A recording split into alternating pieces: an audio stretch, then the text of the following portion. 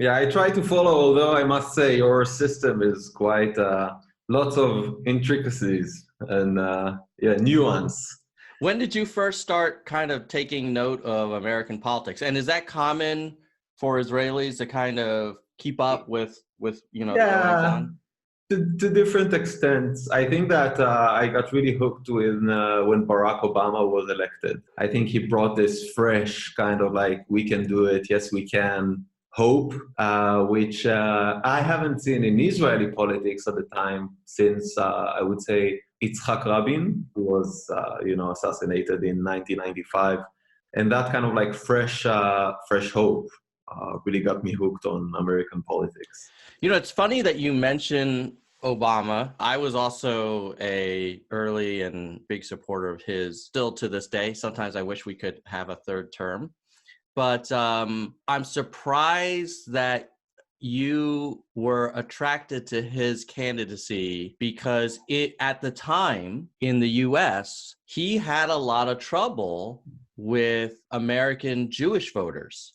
And the narrative was, we don't know if this guy is going to do right by Israel and is going to be fair to Israel, or will he side with other parties. And I was kind of curious, like, did that come up in Israeli conversations? Like, whoa, this Obama guy, we don't know about him. He's from Kenya.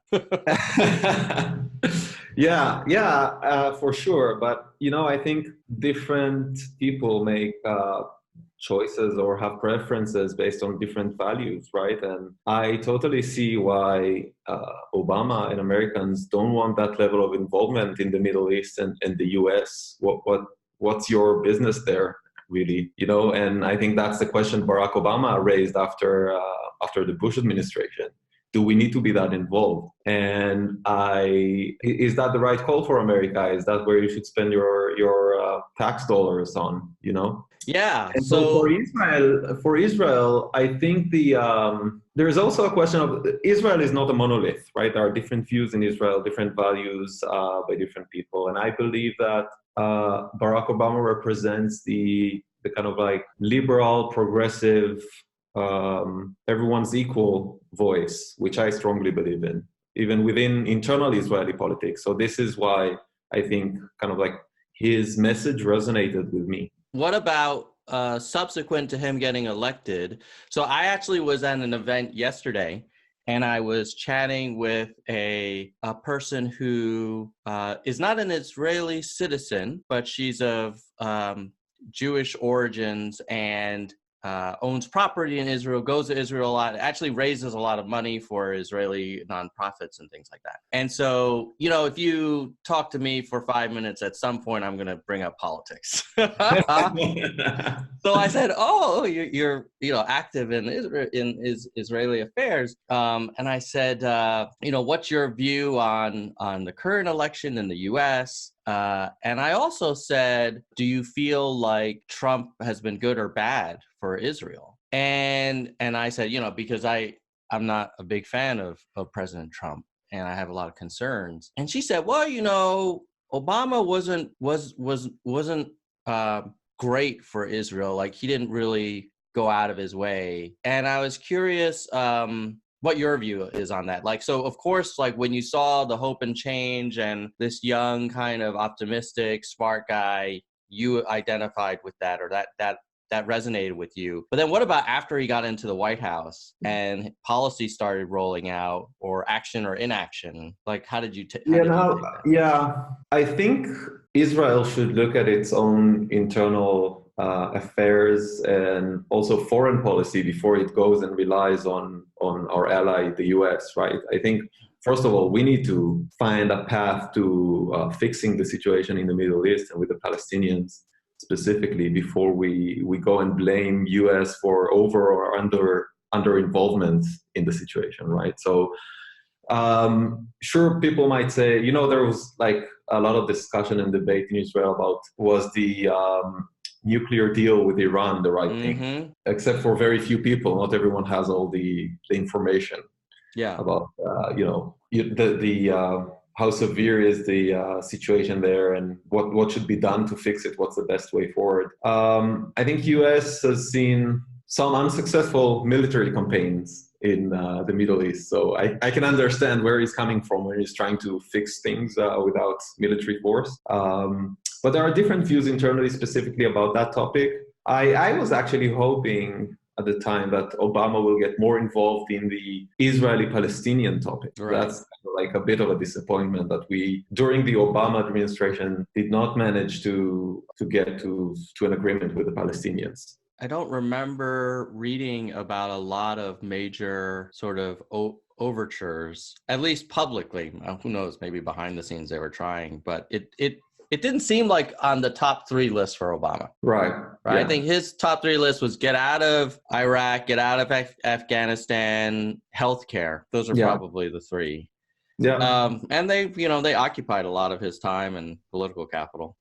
Yeah, and it does make sense because those were at the times probably the biggest issues within internal American politics, right? Now, our current president is taking a more active role and has appointed a trusted objective advisor, who I guess has a long-standing family history with like hosting Netanyahu at his house, and so obviously he's the best person to arbitrate an agreement between Israel and the Palestinians.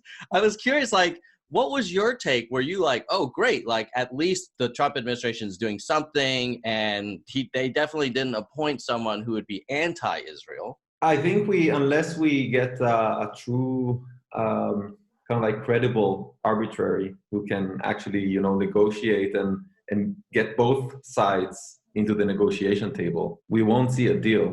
This has been going on for a long while, and we need to pull both sides in the table. And if one side doesn't believe there's an objective arbiter, then that won't happen. So I'm not very optimistic that this deal of the century is going to materialize into, a long-lasting peace agreement, unfortunately. I have a friend who is also Israeli, and whenever I discuss this with him, he says, you Americans, you think every problem has a solution. What you don't understand is that in the world, there are some problems that will never have a solution, and there is no deal. There will never be a deal. If there is a deal, it will be broken the day after. And we just need to acknowledge that this is a new normal. There will be a permanent war, silent war between these two parties, and you're not going to come in and fix it for us. No, so like, why are you wasting your time? Have you heard that kind of argument from? Yes. Yeah. And I don't expect the US to fix it for us, to be clear. I think it's, first of all, Israel's responsibility to lead that change and to find a solution. And then we can use our, American allies to help us. But that's definitely a kind of like a prevalent point of view. The reality is, I think, there are many, many narratives to the history of the conflict. And if I try to portray one kind of like story, I will get it wrong for sure. But the question is, what are we doing going forward? Because we have about 4.5 million Palestinians in Gaza and the West Bank. And one option is to maintain status quo.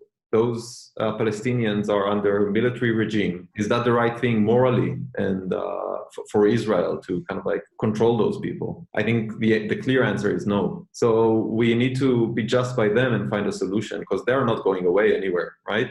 Those people will not disappear. And so I think you have two options. One is the two-state solution, which is the one I believe in. And many Israelis believe in that solution. I think actually I would hazard a guess to say majority of Jewish Israelis believe in this solution still. Because the alternative is a one-state solution where you take those 4.5 million Palestinians, and together with the 2 million Arab Israelis that you have in Israel, you end up with about the same number of Israelis and Arabs in Israel under one state. And then what kind of state do you want to have? If you want to have an equal democratic state, it cannot be a Jewish state, in the sense that, you lose your Jewish majority. And that goes into a separate conversation of whether it's right or wrong. It's a philosophy of nations and why should nations have of their own countries, right? But that's one outcome. The other outcome is you run an apartheid country where 4.5 million Palestinians who are not citizens don't get the right to vote. And I think no one wants that.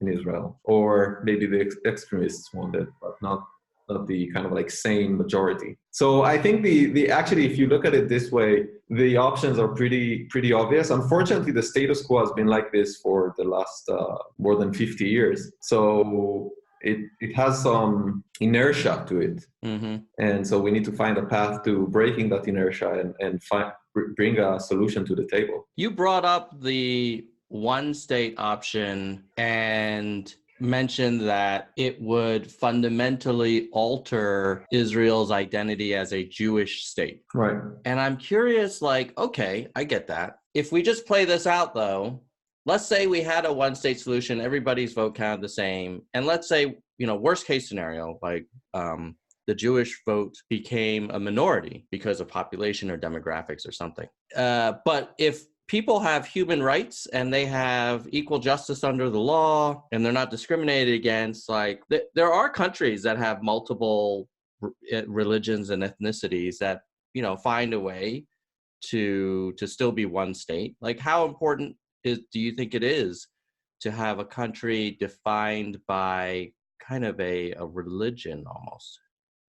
Yeah, I think Jewish people share culture, religion, history. Mm-hmm. What makes a nation a nation? Why do Peruvians need a different country or state than Mexicans or Colombians? Mm-hmm. And why do Americans need a different state than Canadians or British people? I mean, you share the same language, don't you? Mm-hmm.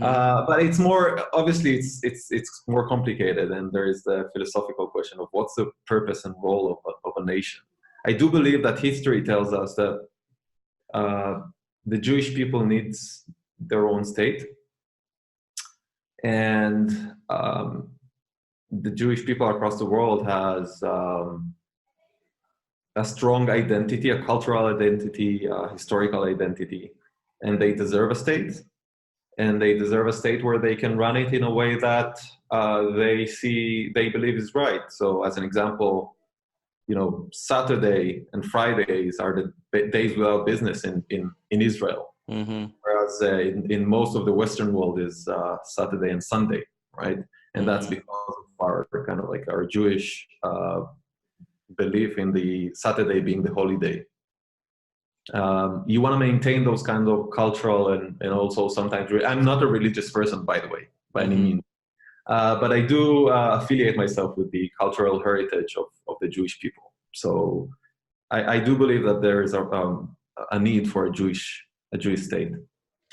Yeah, it's interesting, the cultural heritage and history of different groups.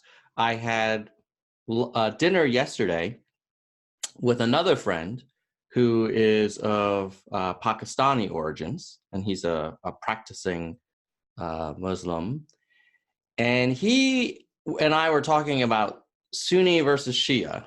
And I was like, so walk me through the difference between the two. And it was like very nuanced, the difference.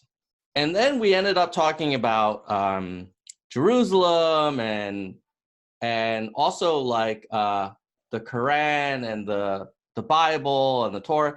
And we're just like, there was so much overlap between these groups. And yet there's like fire and just brimstone kind of clashes.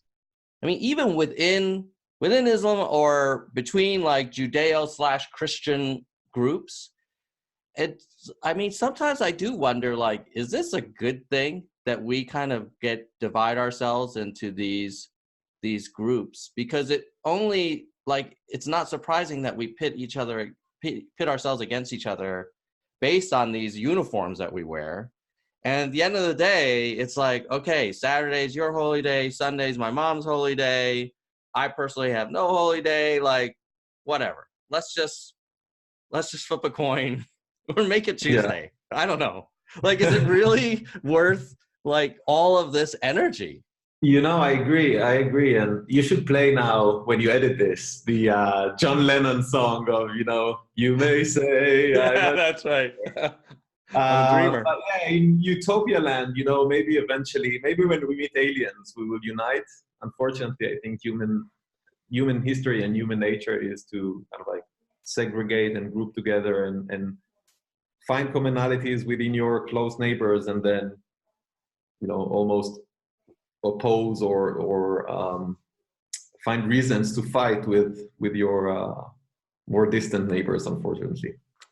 Yeah, yeah. I hope. I mean, even we live in Switzerland, and sometimes when I talk to Swiss friends, they'll talk about people from other parts of Switzerland as if they're from another planet. And I'm like, Yeah. you mean like the one that's 10-minute drive away, that other part of Switzerland? And even if you look at, you know, Switzerland as a nation, they keep themselves very separate from the rest of Europe, right? Yeah. They work very hard to Yeah. distinguish themselves, and they have their own reasons. And I respect that. We just need to find a way for nations and people to coexist, I think.